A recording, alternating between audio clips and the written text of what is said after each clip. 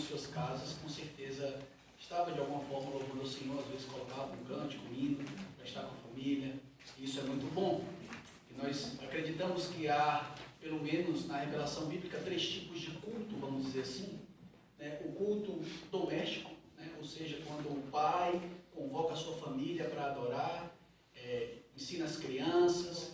Existe o culto privado, quando nós lemos a nossa palavra, a Bíblia, e falamos com o nosso Deus, mas existe um culto que não está totalmente relacionado com esses 2 cultos, que é aquilo que nós conhecemos como o culto público, onde o próprio Deus convoca as famílias da igreja para louvar ao Senhor. E esse é o momento onde nós vamos louvar ao Senhor, os cânticos congregacionais. Assim, coloque ar nesse pulmão e vamos acordar esses irmãos ou as pessoas que estão aqui no hotel ouvindo. Se eles não acordaram até agora, espero que com o meio dos seus cânticos, da sua voz, eles possam acordar, porque agora a igreja do Senhor, a noiva do Senhor, com alegria, vai cantar a esse Deus maravilhoso.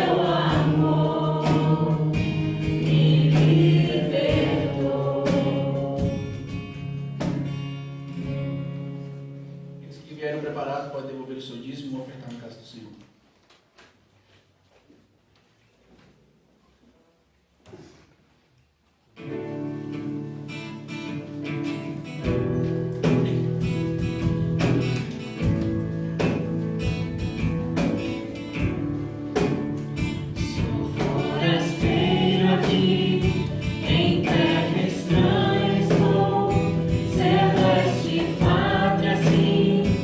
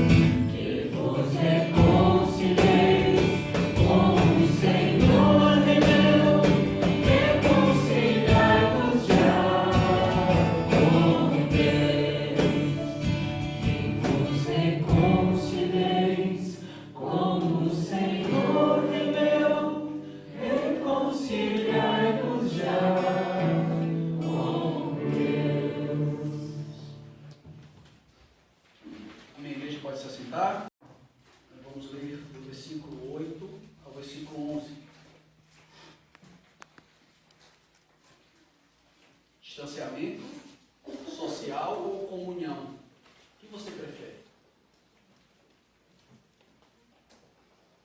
A gente vai se acostumar com o distanciamento social, não esqueça disso. Mas por causa da nossa comunhão que nós temos em Cristo Jesus, nós devemos sim ter primeiramente a comunhão com Deus, mas também com a comunhão com o próximo. Observe que Paulo ele vai tratar disso de uma forma diferente. Está em Gálatas capítulo 4, versículo de 8 a 11.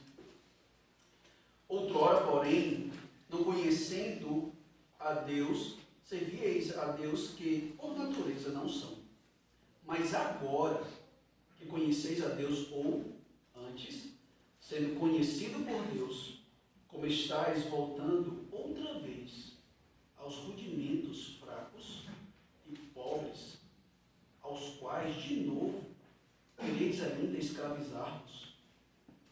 Guardais dias, meses, tempo, ano, receio de vós tenha eu trabalhado em vão para convosco. Amém. Vamos orar mais uma vez. Senhor Deus e Pai, nós te agradecemos pelas dízimos e ofertas que os irmãos fizeram na tua casa. Pedimos mais uma vez agora a iluminação do teu Santo Espírito.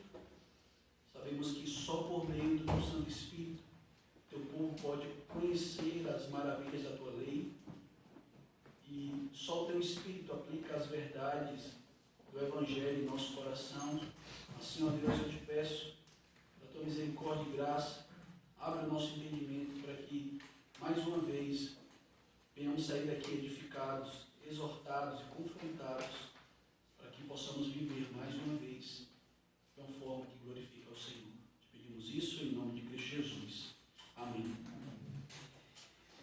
Imagine você que alguns meses atrás nós estávamos dentro da nossa liberdade, poderíamos sair para qualquer canto, e aí um vírus começa a assolar o mundo, e esse vírus alcança a nossa nação, e aí nós tivemos basicamente, para ser bem sincero, né, 2 semanas, 3 semanas de isolamento mesmo.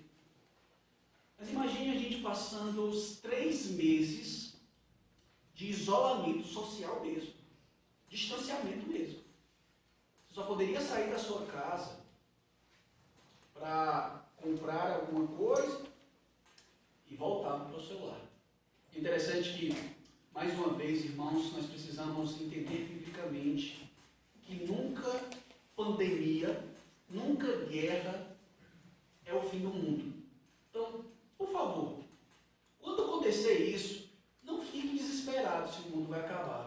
E não corra para a Bíblia perguntando assim, onde é que tem um texto bíblico falando sobre pandemia ou sobre alguma coisa assim, né? Como aconteceu um período atrás das Torres Gêmeas, né? Que tem um texto lá em Isaías que fala sobre isso.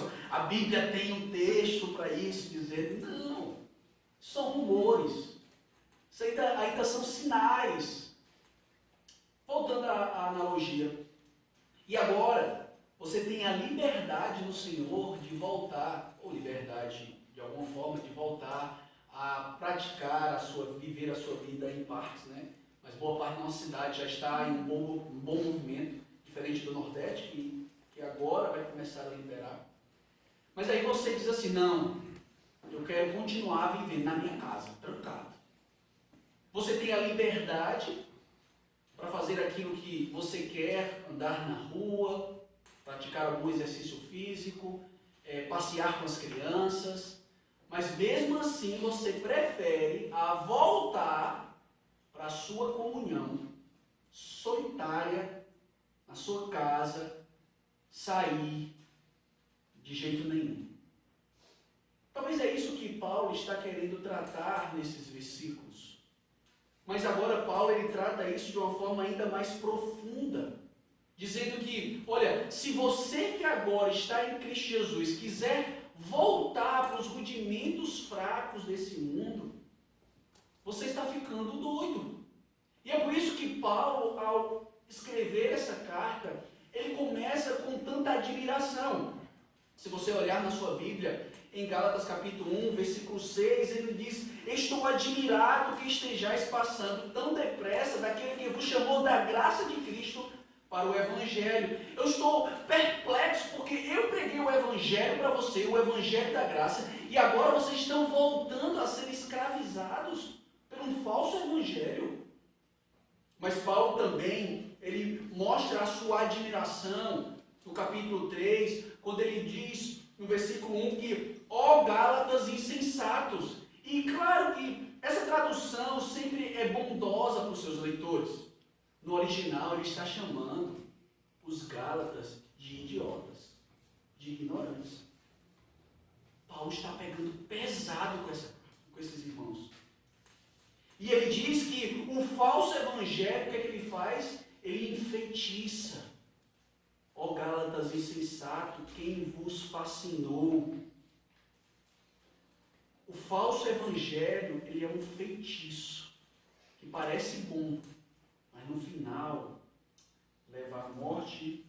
E aqui, no capítulo 4, Paulo, ele está tratando justamente da nossa liberdade cristã, dizendo: olha, não se volte, não seja de novo escravo do falso evangelho.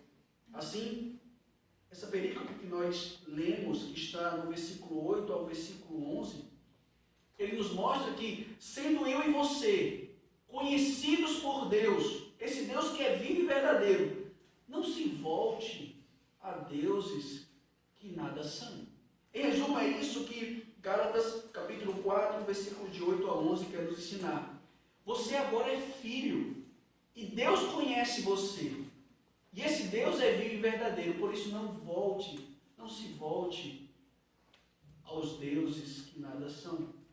E Paulo, ele nos mostra essa realidade por meio de duas verdades. Você pode observar que no versículo 8, ele começa com a expressão outrora, ou seja, antes, e no versículo 9 ele começa com o mais agora. Ou seja, Paulo, ele está mostrando esse contraste. Antes você estava dessa forma, e agora vocês estão dessa forma. E a primeira realidade que Paulo está querendo nos mostrar, que antes vocês estavam escravos aos deuses que nada são. Versículo 8 diz o seguinte: outrora, porém, não conhecendo a Deus, servia a deuses que por natureza não são. Todo o contexto dessa perícope está relacionada era uma continuidade. Eu só dividi para ficar melhor a aplicação no que toca os rudimentos fracos desse mundo. Mas observe que Paulo, no capítulo 4, ele vai mostrar pelo menos 3 coisas que nos escravizavam.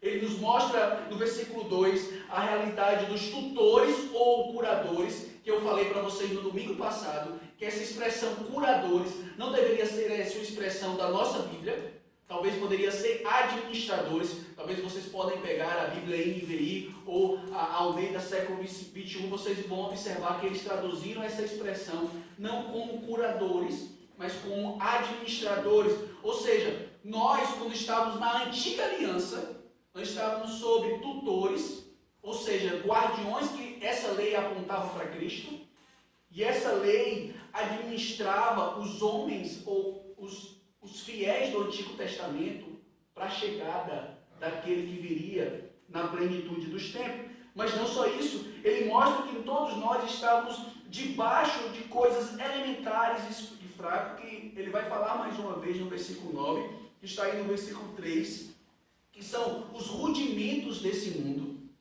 Mas ele também mostra uma terceira realidade, que nós estávamos debaixo da lei. A lei não é para que você, ou para que o povo da antiga aliança pudesse ser salvo. Mas a lei, ela mostrava quem eu e você somos. Ou seja, somos pecadores. E agora Paulo vai aplicar essa realidade a partir do versículo 8. E o ponto aqui é mostrar quem nós éramos. E não esqueçam isso. Essa é uma realidade, irmãos, que diante da nossa caminhada cristã, às vezes nós perdemos de vista. Nós não entendemos é quem nós éramos. E ele fala quem nós éramos. Nós não conhecíamos a Deus. Nós servimos a deuses que nada são. E nós éramos escravos disso. Se você não está em Cristo Jesus, essa é a sua realidade.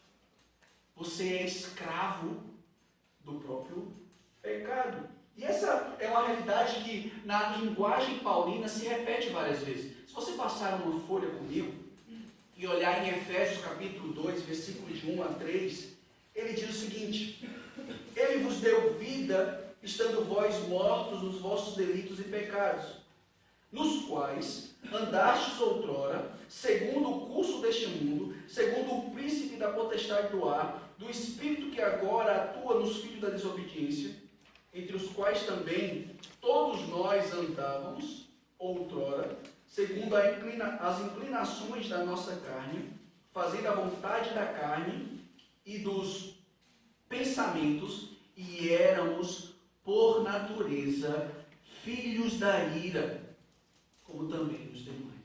Essa é uma realidade de quem nós éramos. Nós estávamos presos aos nossos próprios pecados e eram, por natureza, filhos da ira. É por isso que Paulo fala a mesma realidade em 1 Coríntios capítulo 2, versículo 14, que o homem natural, ele não consegue discernir as coisas espirituais. Será que uma pessoa, de uma maneira inteligente, ele não consegue entender o versículo bíblico que diz: aquele que tem um filho tem a vida, e aquele que não tem um filho permanece sobre a ira de Deus? Será que uma pessoa intelectualmente ela não consegue perceber essa realidade? Interprete para mim esse texto. A pessoa vai dizer, o texto vai dizer que aqueles que estão em Cristo Jesus têm a vida, e aqueles que não estão em Cristo Jesus têm a ira. Você quer Cristo Jesus ou quer a ira de Deus? Vamos conversar outra hora. Intelectualmente eles conseguem entender. O homem natural, ele pode conseguir entender intelectualmente, interpretar essa realidade. Mas essa realidade só pode ser discernida da forma espiritual. E essa é uma realidade, irmãos, que nós precisamos entender. E aqui, se tivesse as crianças, a gente poderia pensar um pouco sobre como os filmes, eles sempre mostram isso. Por exemplo, se você olhar O Senhor dos Anéis, tem um personagem chamado o Sméagol ou o Gollum, que ele sempre tem, ele quer aquele que é conhecido como o precioso dele, o anel, e ele se torna escravo ao seu anel. Essa é a realidade do ser humano caído. O precioso dele ou dela é o pecado. É viver escravo do pecado. É amar mais o pecado. E Paulo aqui está falando aos crentes. Aquela igreja de irmãos que estavam o quê? Querendo voltar a ser escravos do pecado. Porque naquela igreja estava surgindo os judaizantes, que estavam dizendo, olha, a salvação é graça mais a lei. Mas também Paulo, ainda nesse versículo, nos ensina que todos nós temos um Deus. E o falso Deus nada é. E o verdadeiro Deus te dá vida. Mas mesmo em Cristo Jesus, por muitas vezes nós voltamos aos falsos deuses e não ao Deus vivo e verdadeiro. E mais uma vez, um discurso de um famoso professor de uma universidade, ele mostra essa realidade que todos nós adoramos alguma coisa. A pergunta é, quem você adora? Ele diz, todo mundo adora. A única escolha que nos cabe é o que adorar. A razão que nos constrange e talvez escolher um tipo de Deus para adorar.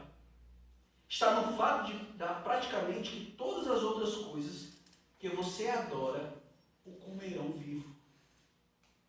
Se adorar o dinheiro e bens, caso eles estejam onde você encontra o seu real sentido na vida, você jamais possuirá em qualidade suficiente. Jamais sentirá o que tem o bastante. É verdade. Adore o próprio corpo, a beleza, a atração física, sempre se sentirá o quê? Feio. E quanto tempo a idade começarão a se mostrar, ou então as grávidas, né? Começarão a se mostrar, a barriga vai ficar pelancuda mesmo. Não vai voltar normal não, irmã. Não adianta. Pode fazer lipoaspiração ou qualquer coisa desse tipo aí. Não adianta. Viu a criança, não tem como, meu amigo. Mas se você pode adorar esse Deus, ele vai lhe comer vivo. Adore a sua idade, ou a juventude, né? Em busca da juventude, também não dá certo. Adore o poder, acabará se sentindo frágil, temeroso.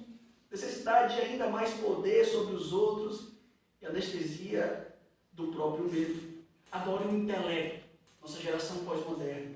Intelecto. Pessoas que têm a capacidade de pensar, de argumentar, sendo visto como alguém inteligente, e acabará se sentindo estúpido, um fraude, sempre preste a ser descoberto. Nunca vai ter satisfação. Mais um livro só. Eu quero mais conhecimento. Preciso ler mais um livrozinho. Mais um livrozinho de teologia. Mais um pouquinho mais. Mais um pouquinho. Só mais um. Eu não tenho conhecimento suficiente. Eu quero mais. Eu quero mais. Nunca vai. Deixa eu dar logo a real para todos aqueles. Isso é bom, viu, irmãos? Ler livros, ler a Bíblia. Ler a Bíblia, ler livros. Ler a Bíblia, ler livros. Essa é a ordem, né? Não troque isso, por favor. Leia a Bíblia e depois leia livros. Mas lembre de uma coisa, você pode ler todos os livros teológicos que você imaginar na sua mente. Você nunca vai conhecer Deus por completo. Isso não quer dizer que você não deve ler. Mas se você busca essa leitura em busca de satisfação, Ele também vai te comer vivo. A única coisa que pode sim te trazer a verdadeira satisfação é entender que a adoração ao Deus verdadeiro vai te dar a verdadeira satisfação. Os Gálatas aqui estavam voltando mais uma vez aos rudimentos pobres e fracos desse mundo. Por isso que agora, após Paulo nos mostrar essa realidade, que antes nós estávamos servindo a deuses fracos, que nada são, agora ele nos mostra que em Cristo Jesus você é filho e tem comunhão com Deus. Versículo 9 a 11. Mas agora, olha só a demonstração do tempo. Ele diz, antes vocês estavam dessa forma, mas agora que conheceis a Deus, ou antes sendo conhecido por Deus, nós devemos parar aqui e já perceber algo. Antes, nós não conhecíamos a Deus. Mas agora, por causa de Cristo Jesus, não foi você que conheceu a Deus, mas foi Deus que lhe conheceu. Observe que verdade maravilhosa que dá descanso e conforto para nós. Eu tenho visto na Netflix um documentário, na verdade já terminei, o documentário de Michael Jordan, um jogador de basquete muito famoso final da década de 80 até a década de 90. Um homem que fez história, ganhou vários títulos. Imagine você quantas pessoas estavam atrás de um autógrafo de Michael Jordan. Interessante mostrar, o documentário mostra Michael Jordan, um homem muito orgulhoso, dizendo que se não fosse ele, o time não ganhava. Mas é interessante que em meio a uma pessoa conhecida publicamente, nós queremos alguma coisa dele. Queremos um autógrafo, uma camisa. Aqui, Neymar, por favor. Aqui. O cabelo do Neymar e tal. Eu quero de alguma forma ter semelhança àquilo que eu adoro. Mas imagine você. Você olha assim para Michael Jordan e diz, rapaz, eu conheço Michael Jordan. no meio do grupão, né? Rapaz, eu conheço, vamos aqui contextualizar aqui para nós, né? Para nossa realidade. Eu conheço Augusto Nicodemos. Conhece? Sim, eu conversei com ele um dia, eu escutei uma pregação dele. Mas imagine o contrário. Eu conheço o Rafaelzão, Augusto Nicodemos. Rapaz, vocês já ouviram falar, o Augusto Nicodemos falando, né? Vocês sabem quem é o Rafael? Aí muda, não muda não? Muda não, ô João? Uma pessoa famosa dizendo que conhece João. O Goku dizendo que te conhece. O Goku dizendo que te conhece. Imagine isso. Muda totalmente. Só que quando a Bíblia fala que Deus nos conhece, não é um conhecimento onde a gente conversa uma vez com uma pessoa e diz que já conheceu. Toda vez que a Bíblia fala sobre conhecimento, a Bíblia está falando que Ele te conhece de forma especial e íntima. Então imagine você naquele dia que você pensou que não era crente. Imagine naquele dia que você quis, você não conseguiu verbalizar, mas no seu coração você, rapaz, Deus não existe não. Deus não presta. Naquele dia que você estava passando por sofrimento e você diz assim, eu era feliz quando eu estava lá servindo o Egito. Porque às vezes parece que nós falamos assim, chega babamos, né? Eu era assim um pecador daqueles. E aí a baba cai no rosto, assim, que o cara tá orgulhando, tá se orgulhando. Se não fosse Deus, mas na verdade ele está querendo mostrar aquilo que ele era no passado. Meus amados irmãos, você não precisa voltar para o seu passado, como o povo de Israel disse. Era melhor se eu estivesse no Egito. Deus te conhece no íntimo do seu coração. Deus, Ele sabe os seus pensamentos mais impuros que você tem. E mesmo assim, Ele quer que você conheça. Não por causa de você, mas por causa daquilo que Paulo já havia falado. Que esse Filho veio na plenitude dos tempos e nos adotou como filhos. Por isso, quando você estiver nas suas crises de fé, não volte para a escravidão. Eu era mais feliz quando eu fazia isso. Quando eu vivia lá no mundão, eu era muito mais feliz. Não era. Você não conhecia Deus. Mas Deus agora, Ele te conhece. E por que essa afirmação era tão importante? Foi tão importante para Ele e também é tão importante para nós. Porque o difícil não é sair do Egito. O difícil é tirar o Egito de dentro do seu coração. Esse que é o difícil da vida cristã. É lógico que é um milagre maravilhoso quando Deus regenera o nosso coração de pedra. E aí nós recebemos essa mensagem com alegria e com empolgação. Mas claro que a vida cristã não é a vida lá no alto. É uma vida progressiva, mas tem baixos, tem alto. E lá no baixo, Deus está presente também. Lá em cima, Deus também está presente. Quando você e os seus sentimentos dizem que você não é crente, Ele está com você também. Mas o que Ele quer de você é que você entenda que não é você que conhece a Deus, mas é Ele que te conhece. E aí, se conseguimos entender essa verdade, não buscamos amparar a nossa autoimagem nas nossas obras, mas sim naquilo que Deus fez por nós em Cristo Jesus. Não é aquilo que eu faço, não é porque eu sirvo a Deus que Ele me ama mais, mas é sim porque Ele me ama por causa de Cristo Jesus. E aí Paulo agora, ele traz essa ideia dos rudimentos fracos desse mundo. Ele diz: mas agora conheceis a Deus, antes sendo conhecido por Deus, como estáis voltando outra vez aos rudimentos fracos e pobres, os quais de novo quereis ainda escravizar-vos. Ou seja, Paulo está aqui falando que esses irmãos estavam querendo agora voltar aos rudimentos pobres e fracos desse mundo. Mas o que significa isso?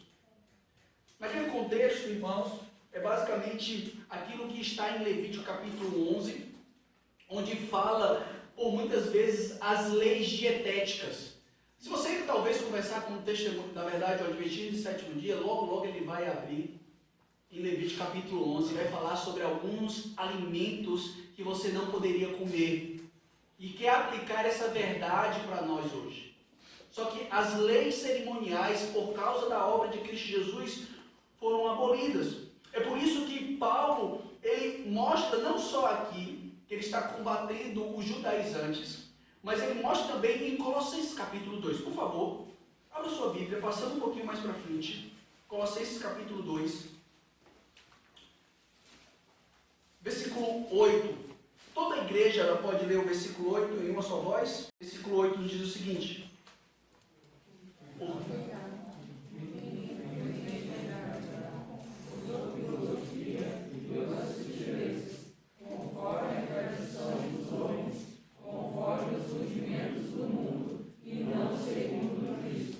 E também o versículo 16 a 18. Toda a igreja diz o seguinte: ninguém, pois, por causa de comida e bebida, ou dia de festa, ou lua nova, ou sábados, porque tudo isso tem sido sombra das coisas que haviam de vir, porém o corpo é de Cristo.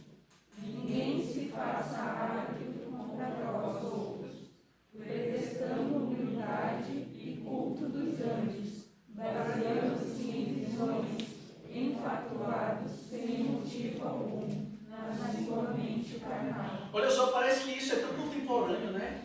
E nós falamos sobre espiritualidade assim: rapaz, eu tive um encontro com um anjo. Rapaz, eu não bebo. Rapaz, eu não faço isso. Rapaz, eu não como tal comida. Parece que a gente está bem pertinho da nossa geração. Mas isso já era uma realidade no apóstolo Paulo. Porque igrejas ou falsos profetas estavam se levantando dizendo: olha, não pode beber, não pode comer tal comida, não tem que guardar o sábado ainda, né? Então, olha, guardar o sábado, parece, lembra quem, né? Lembra quem? Ah, sim, é o Adventismo do Sétimo Dia. Não pode, parece que tem a sua vida baseada em visões. Eu tive uma visão.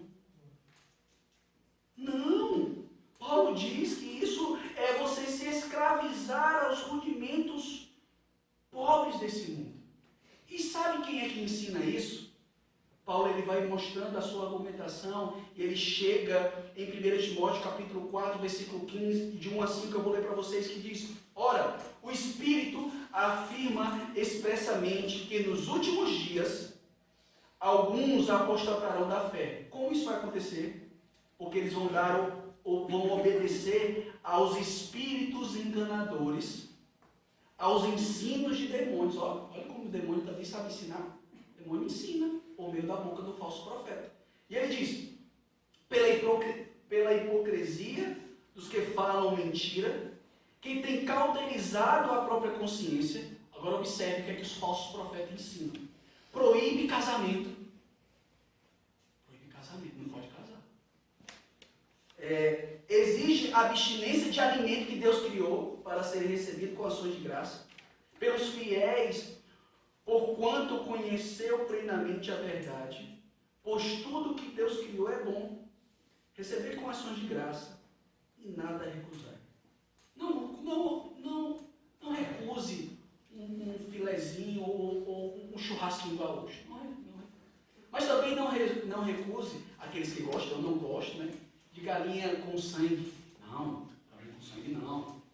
Sangue é vida, né? Texto lá do Antigo Testamento, sem fazer alusão no Novo Testamento, diz que tudo aquilo que você recebe com ação de graça é santificado. Versículo 5 fala sobre isso. Mas a pergunta é, quais são os rudimentos do nosso mundo? Quais são os rudimentos fracos da nossa geração?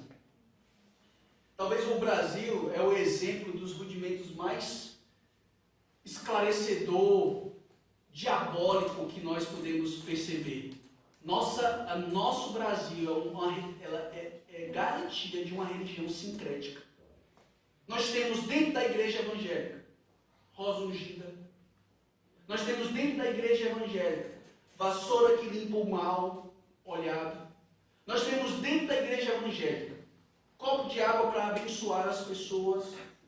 Nós temos dentro da igreja evangélica práticas judaicas. O pastor lá com a roupa judaica, coisa espiritual demais. A gente diz, não, ali é santo. Rudimentos desse mundo. Satanás está falando pela boca deles. Isso é o rudimento desse mundo querendo escravizar. Observe, irmãos, como nós usamos a religiosidade para viver uma falsa espiritualidade. Por exemplo, você pode fazer uma oração da madrugada, uma vigília de oração, não pode? Mas por que a gente só consegue fazer vigília de oração quando está em grupo? Você já fez uma vigília de oração na sua casa sozinho? Você diz, rapaz, hoje eu vou orar de madrugada. Não, por que a gente não faz isso? Não tem ninguém vendo. Ah, não, vou participar de todos os estudos da igreja. Pai, eu sou crente. Você pensa que eu não sou? Vou participar de todos os estudos da igreja. Mas na sua casa, você faz o seu estudo bíblico? Não, eu vou orar. Vou me juntar com as irmãs, aí junta a irmã da SAF, junta os irmãos da UPH, os jovens, e todo mundo se junta. Mas na sua casa você ora? Porque o nosso secretismo religioso, ele mostra a religiosidade para agradar as pessoas e não para agradar a Deus. É por isso que Jesus diz que quando você orar, você deve fazer o quê? Entra no teu quarto, fecha a porta e vai lá no secreto, porque no secreto Deus te conhece. Mas nós, ainda usando uma religião de obras, nós podemos fazer isso, e aqui não é o ponto. Depois vocês vão entender como Paulo ele usa essa ideia da liberdade cristã para dizer assim, então quer dizer que nós devemos orar, porque na mente de vocês deve estar passando isso. Pastor, será que então quer dizer que ir para a vigília de oração é pecado? Não, não é pecado. Esse não é o ponto. O ponto que eu estou querendo provar para você é que se no seu secreto você consegue fazer isso. Não é que você não pode ir para a reunião de oração. Não é que você não possa ir para o estudo bíblico. Você deve ir. Mas a pergunta que deve martelar a sua mente é se você só faz isso quando está na frente das pessoas. Se você só faz isso se está na frente das pessoas, é porque você está dizendo que a sua religião é por meio daquilo que eu faço, não por aquilo que Cristo fez. Esse é o ponto. E aí Paulo conclui dizendo que o meu trabalho é em vão. E ele vai continuar a sua argumentação nos versículos 12 a 20. E ele se compara a mulheres como que formar ou ter dor de parto. Um trabalho em vão é quando uma igreja ela é grande, mas seus discípulos eles não vivem pela graça. Um trabalho em vão é quando a igreja ela entende o seu domingo e vem ao culto aos domingos, mas durante a semana os irmãos vivem como um ímpio. Um trabalho em vão é quando lemos a Bíblia, mas a Bíblia ela não consegue nos ler e não faz nós mais humildes segundo a verdade. Ser salvo pela graça é conhecer a esse Deus, não por aquilo que nós fazemos, mas porque Ele nos conhece. Nós servimos a Ele e dedicamos a nossa vida em amor e gratidão.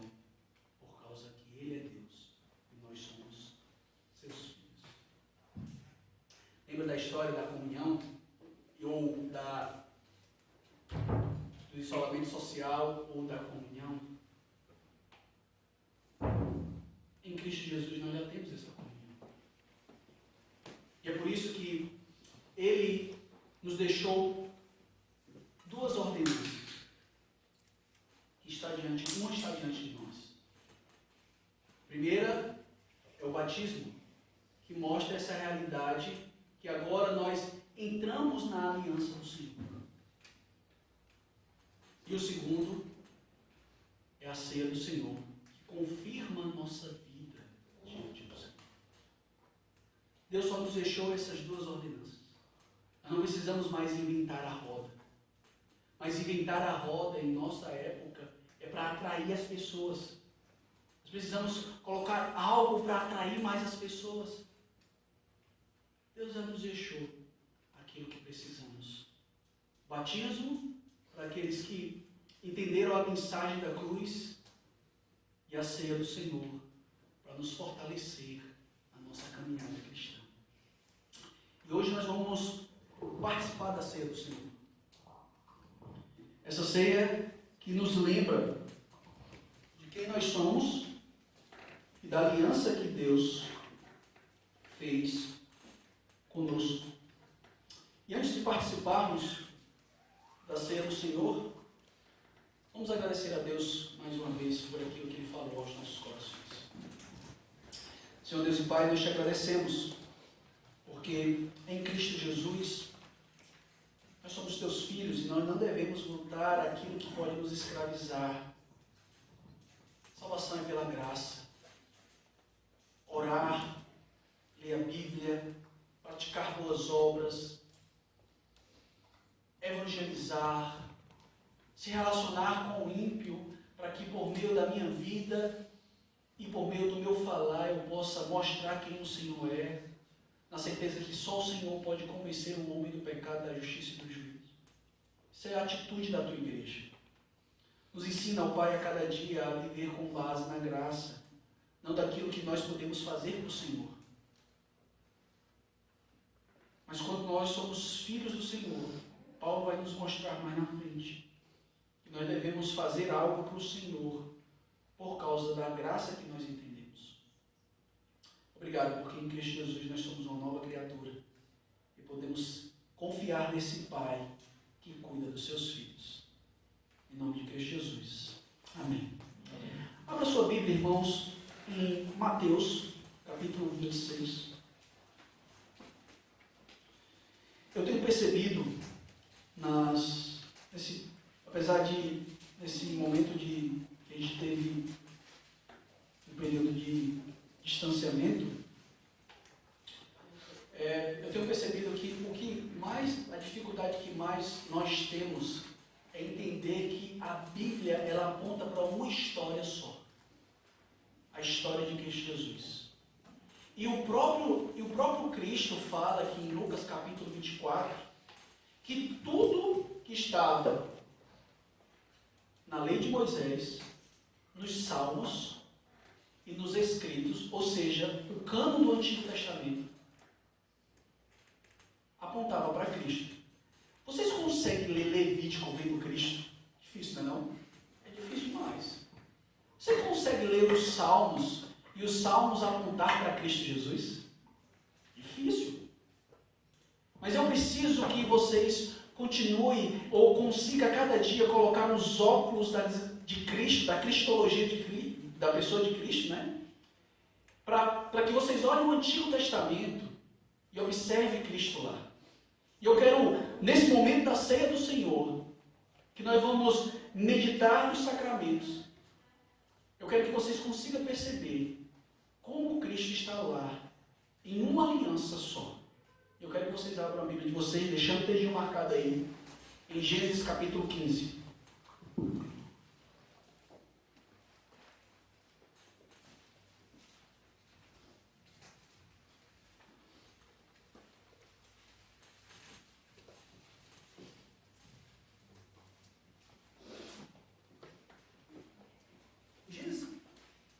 Em Gênesis capítulo 15, Deus faz uma aliança com Abraão. E Paulo Paulo aqui está lutando contra os judaizantes em Gálatas, né? Está lutando contra os judaizantes, dizendo olha, que eles deveriam praticar a lei da circuncisão, para eles serem salvos. E Paulo está argumentando, dizendo que a promessa foi feita a Abraão. Então a lei não pode abrogar, ou a promessa não pode abrogar a lei. E aí Paulo ele começa a sua argumentação com que aliança? Com a aliança de Abraão, lógico.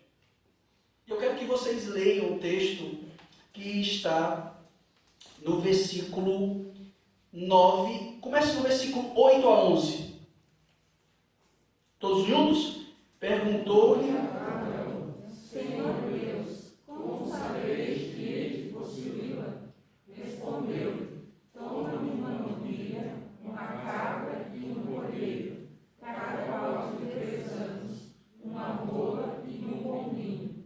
Ele, tomando todos estes animais, partiu-os pelo meio e lhes pôs em ordem as metades, umas de fronte das outras, e não partiu as aves. a promessa aqui, se você olhar o versículo 7, é que Deus vai dar uma terra prometida ao seu povo. E como é que ele vai fazer isso? Por meio de uma aliança. Que negócio é esse de papagaio? Ó. Aves do lado, aves de rapina de um lado, ele vai cortar de um lado, de outro. O que é isso? Isso era a forma que era feita uma aliança no Antigo Testamento. Eles pegavam a ave, cortavam a ave no meio. Um ficava do lado, outro ficava, um pedaço da ave ficava do outro, um do lado, outro do outro. E os dois iam passar no meio para dizer assim, olha, vamos cumprir isso. Mas observe no versículo 17, quem é que passa? Todos juntos. E sucedeu que, posto o sol, houve densas trevas, e eis um fogareiro fumegante, e uma tocha de fogo, que passou entre aqueles pedaços. Então, o que foi que passou? Não, no texto diz o quê? Uma tocha de fogo. E aí, nós sabemos pela revelação bíblica que Deus, como nós podemos ver isso em hebreu, Deus é o quê? É fogo consumidor. Então, nós sabemos, não no texto aqui, nós sabemos no Novo Testamento, que Deus é como um fogo. Mas quem passou no meio dessa aliança foi Abraão. Olha como é que Abraão estava. Versículo 12. Como é que Abraão estava? Dormindo. Mostrando mais uma vez que quem faz aliança com o povo é o homem. Não, porque se o homem faz aliança com Deus, o homem quebra essa aliança. Mas se Deus faz aliança com o homem, Deus ele não quebra essa aliança. Então o que aconteceu nessa aliança? Teve animais, os animais tiveram o quê? Que o quê? Morrer, teve que partir, e quando parte animais sai do quê? Agora abra lá, em Mateus, capítulo 26, vamos ler a instituição da nova aliança. Versículo 26 a 30, toda a igreja diz. Enquanto tomou Jesus um pão e abençoando-o, partiu e deu aos seus discípulos, dizendo: Tomai, comei, isto é o meu corpo. A seguir, tomou um cálice e, tendo dado graças, o deu aos discípulos, dizendo: Bebei dele todos, porque isso é o meu sangue, o sangue da nova aliança, derramado em favor de muitos, para a remissão de pecados. conseguiram ver Cristo lá em Abraão? Conseguiram ver Cristo? Lendo esse texto, vocês conseguiram ver Cristo lá? O que foi que aconteceu com os animais? Partiu. E tomou o cálice. Enquanto comia, tomou Jesus o pão, abençoou e o partiu. Partiu, tem que partir. Porque a aliança é feita por meio de um contrato. E esse contrato precisa ser partido. Tu pega uma parte, eu pego outra parte. Mas não só isso. O texto ele começa a dizer que isso é para a remissão do pecado. E Cristo derramou o seu sangue aonde? Na cruz. Se nos animais lá com Abraão, quando era partido, o sangue derramava e teve um fogo que passou no meio. aliança. Jesus estabelece esses sacramentos por meio do partir do pão e o seu derramamento de sangue. Por isso que a Bíblia fala que sem derramamento de sangue não há remissão de pecado. No Antigo Testamento há uma aliança da graça, no Novo Testamento também há uma aliança da graça. No Antigo Testamento precisava partir o sangue, precisava partir animais e animais precisavam derramar o sangue. Na Nova Aliança, Cristo precisou derramar o seu sangue. Na Antiga Aliança, é Deus que faz a aliança com o homem. Na Nova Aliança, é Cristo que faz a aliança com o seu povo. Na Antiga Aliança, é o homem que quebra a aliança com Deus. Nos nossos tempos, é você que quebra a aliança com Deus. Por meio do seu pecado e por meio do meu pecado. Quem é digno de participar, de comer do pão, beber do vinho? Quem é digno? Eu e você só podemos participar do pão e do vinho, porque teve um mediador perfeito, Cristo Jesus, que morreu na cruz, derramou o seu sangue, e apesar dos seus pecados, você é convidado a participar da ceia do Senhor. E aqui não é simplesmente algo para a gente relembrar daquilo que Cristo fez por nós. Pão e o vinho, para que você possa ser alimentado espiritualmente, para que você possa crescer mais em Deus. Vamos orar. Convido aos irmãos que vão ficar na distribuição, estar aqui na frente. Senhor Deus e Pai, obrigado porque a Tua palavra, ela nos mostra que por causa do sacrifício de Cristo Jesus, que o Antigo Testamento está de forma de sombras, mas no Novo Testamento aparece de uma forma mais clara. Nós podemos comer desse pão e beber desse vinho e nos fortalecer como homens e mulheres que têm a fé nesse Cristo ressurreto. Obrigado, Pai, porque podemos nos alegrar, porque podemos, como Teu povo, juntos, celebrar o Teu nome e agradecer ao Senhor. Em nome de Cristo Jesus que nós oramos. Amém. O Senhor Jesus, na noite que foi traído, Ele tomou o pão e partiu e disse: esse é meu corpo, que será entregue por vós, fazer isso em memória de mim. Aqueles que vão participar da ceia do Senhor, todos aqueles que são crentes em Cristo Jesus, foram batizados, devem sim participar da ceia do Senhor. Ah, pastor, mas eu estou com uma vida tão difícil, a minha vida parece que eu não sou tão crente assim. Se arrepende dos seus pecados e participe da ceia do Senhor. Aqueles que vão participar, por favor, fiquem em pé. Vai acontecer que Wagner, com a luva, ele vai tirar o pão e vai dar na mão do irmão. Por favor, não come antes ainda de nós fazermos isso, todo mundo junto, tá bom?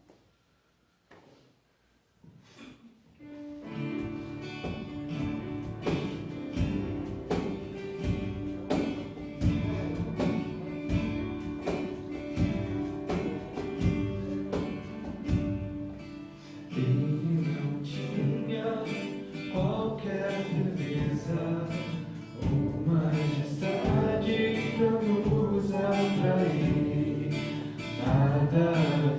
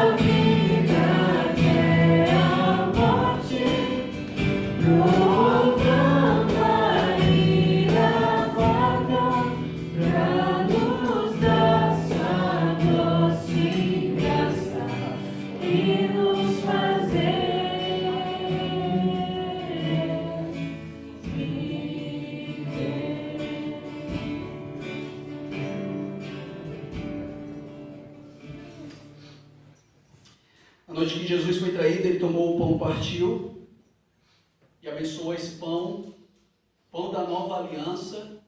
Ele diz que devemos fazer isso em memória dele. Todos comamos.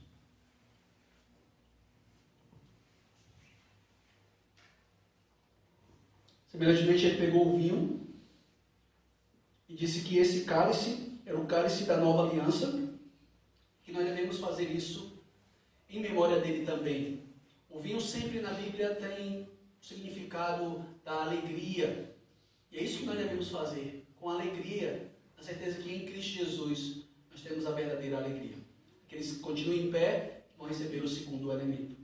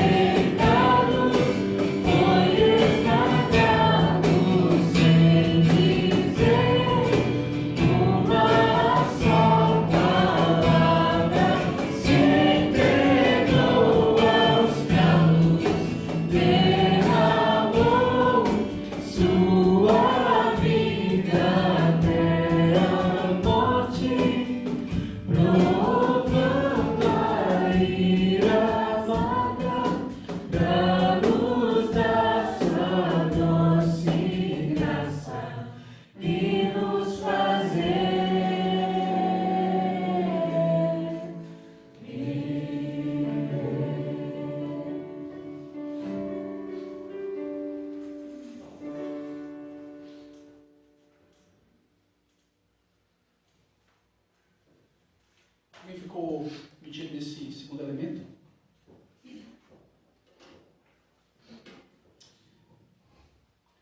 Bebamos todos.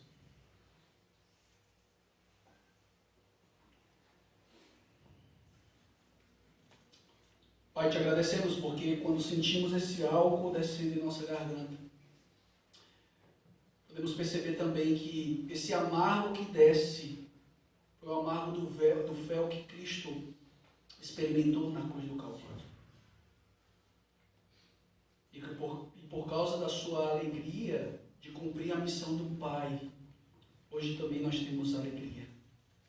Obrigado, Pai, porque nesse dia voltamos a cultuar o Teu nome, podemos celebrar a Santa Ceia, podemos rever os nossos irmãos, perceber como o Senhor tem trabalhado nessa congregação, e nos ajuda, ó Pai, a crescer, a influenciar e a fazer a Tua obra para a glória do Teu nome, Pai. Nos firma a cada dia no Teu Evangelho. Pede em paz, irmãos, que a graça do nosso Senhor Jesus Cristo, o amor de Deus, nosso eterno Pai, a comunhão e as consolações e o poder do Santo Espírito de Deus seja com toda a igreja. Amém. A Deus Supremo, bem feito.